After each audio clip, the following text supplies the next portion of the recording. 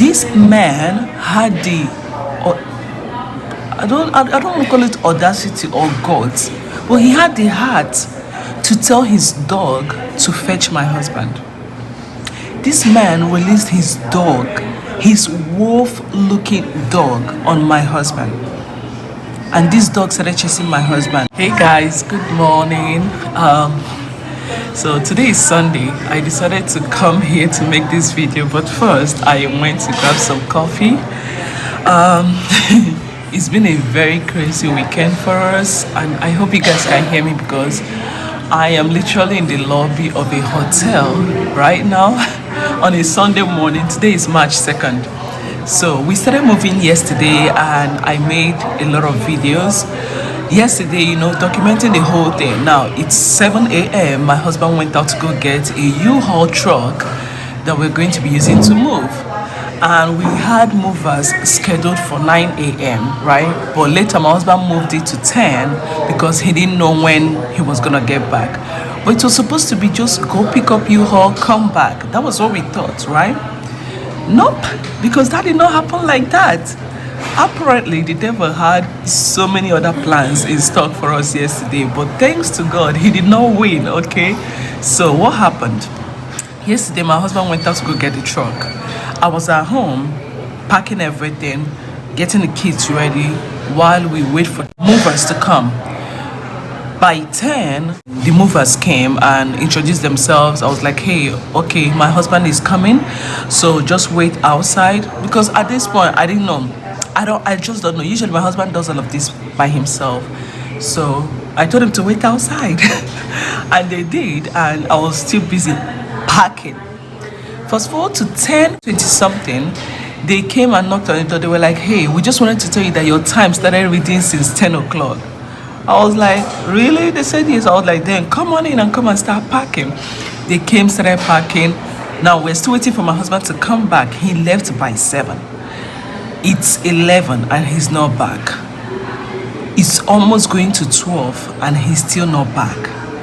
And by 12:30 something, he calls me on the phone. He was like, Mel, do not panic, but a dog just attacked me and I just called 911 and I'm having emergency services treat my wound because I'm bleeding everywhere.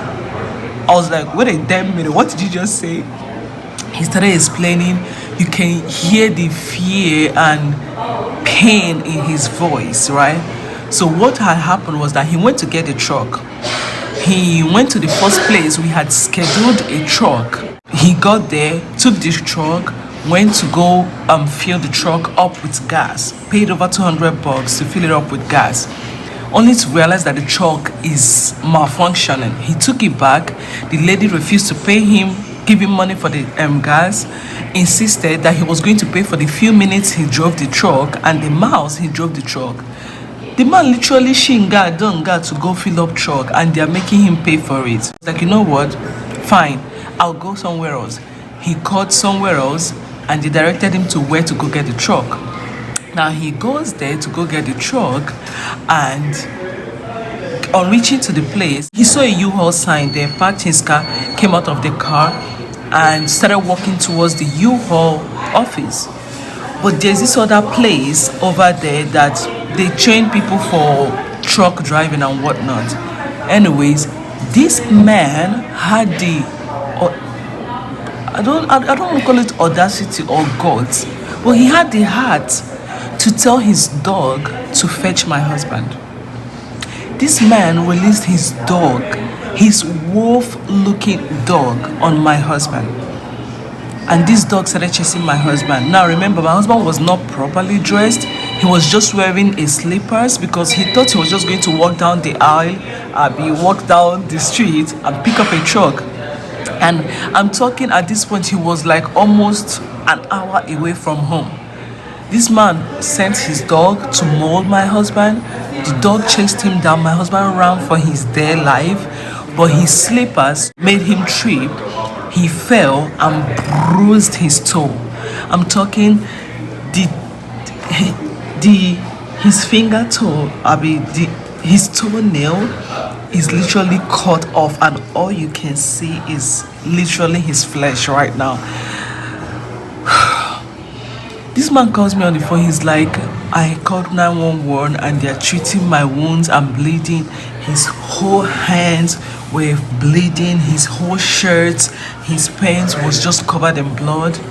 And his knee as well, like he's scraped everywhere.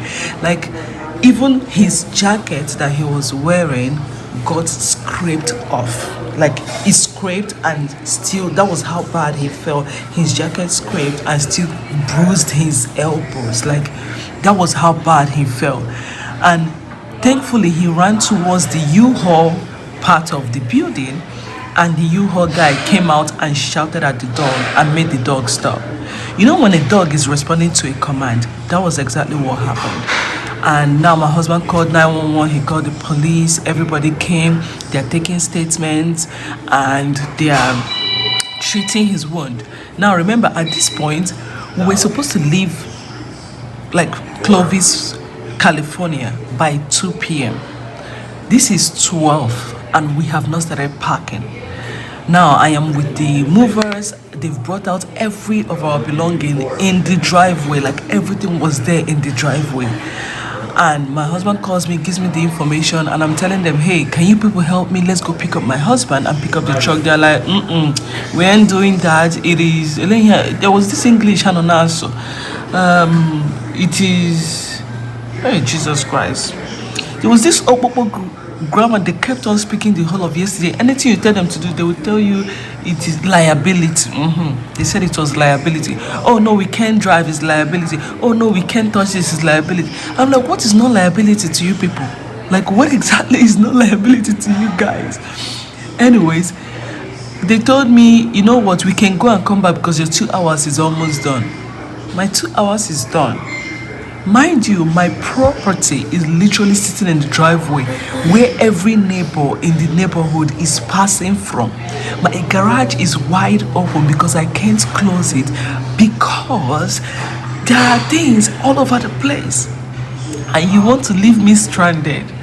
And they were like, yeah, but you need to pay us for the 2 hours we came, and we can come back later, but you need to pay us for the 2 hours. And now they're disturbing me. Tell your husband to send us the payment code, blah, blah, blah, blah. And can't go the long story. Anyways, my husband finally sent them the payment code and they left. Now I am stuck here worried about my husband, like, oh my God, what happened? Is he okay? I'm calling him, he's not picking up. And finally he picks up. I'm like, what happened? Where are you?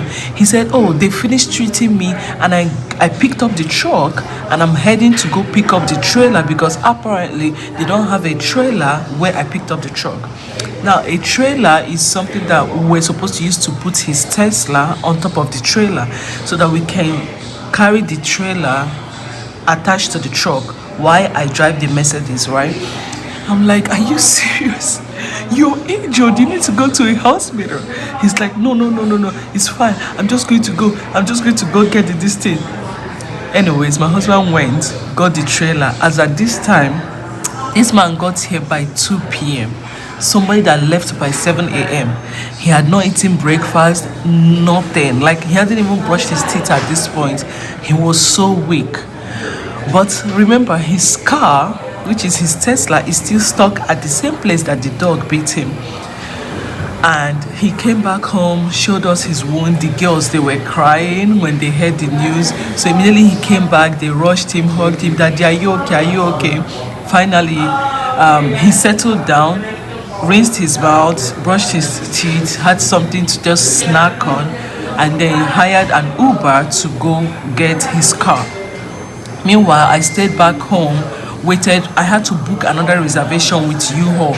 Before I booked another reservation with U-Haul, I was like, let me just call a different car because the truck, when he was bringing the truck back home, the truck kept on disappointing. He kept on calling them on the phone. This truck is not moving. They're like, oh no, don't worry, we have road assistance.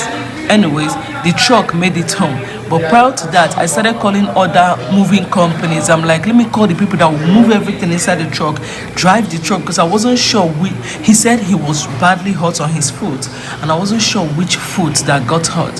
So I was like, let me call a moving company that will carry everything and also drive, because we're going to be driving almost 4 hours away from the house. And he was like, sure, I can try, but that he thinks he will be fine. I called moving companies. These people were telling us they will charge us between What is police people doing here, boy? Oh, Chimo, they will charge us between 2,900 to 3,200. I'm like, okay, I'm a no chikwe. Anyways, I ended up calling the same moving company movers that came earlier because they were the cheapest I could find on the uhaul.com. I called them, they came over, and this time around it was already what 5 p.m. They came, there were 6 of them. They helped us pack everything into the truck. Like, they were so fast. They didn't even use up to the 2 hours. But we had so many, like, this is a 4-bedroom that they had to move. 4-bedroom house that they had to move. So we had a lot of stuff. Even though we didn't move with our office table, our piano, our couch, but they carried a lot of stuff, and they were able to, another police car. Oh, Chimo.